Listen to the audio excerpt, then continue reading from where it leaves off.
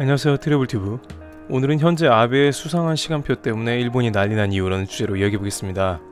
일본은 네티즌을 중심으로 빠르게 아베 총리의 동정에 관한 이야기가 급속하게 퍼지며 굉장한 논란이 되면서 이것이 한국하고도 깊은 관계가 있는 것이라는 해석이 나와 주목받고 있습니다.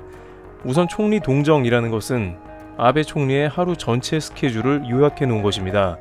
보통은 일본의 신문에서 확인할 수 있으며 총리가 매일 시분 단위로 무엇을 했는지 정보가 나와 있고 총리 관저나 집무실에서 누구를 만났고 면담을 했는지 등의 정보가 나와 있습니다.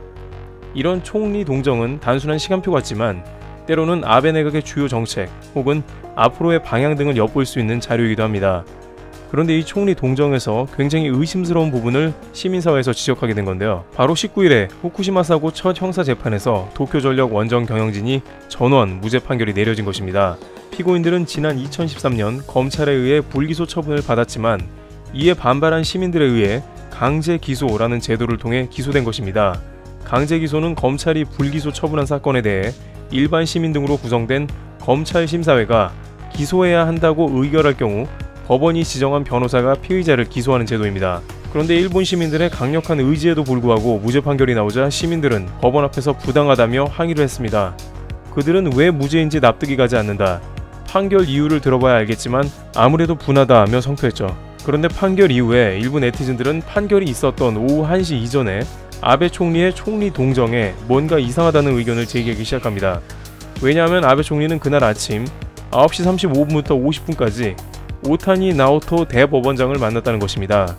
총리 관저와 도쿄지방법원은 수백 미터밖에 떨어지지 않은 가까운 장소이기도 하고 당일 있었던 재판의 중요성을 생각해 봤을 때 총리와 대법원장이 만나는 것 자체는 대법원을 압박해서 무죄 판결이 난 게 아니냐는 추측도 됩니다.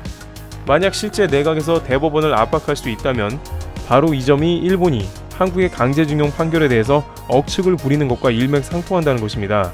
한국은 강제징용 판결은 한국의 대법원이 한 것이며 정부에서는 터치할 수 없는 삼권 분립이라 이야기하고 있으나 일본에서는 무조건 한국의 행정부가, 즉 대통령이 해결을 해야 하는 문제로 밀어붙인다는 것이죠. 최근 아베 총리의 사학 스캔들도 무혐의로 종결되어 버리고 아베 내각에 관련된 불리한 판결은 모두 무죄나 혐의 없음으로 흘러갔다는 것도 일본 정부가 법원을 압박할 수 있는 게 아닌가 하는 의심을 갖기에 충분합니다. 따라서 일본 정부는 한국이 아무리 강제징용 판결은 대법원 소관이라고 이야기해봤자 한국이 정부 차원에서 법원을 압박해서 해결하면 되지 않느냐고 반복하는 것과 같은 그림인 것입니다.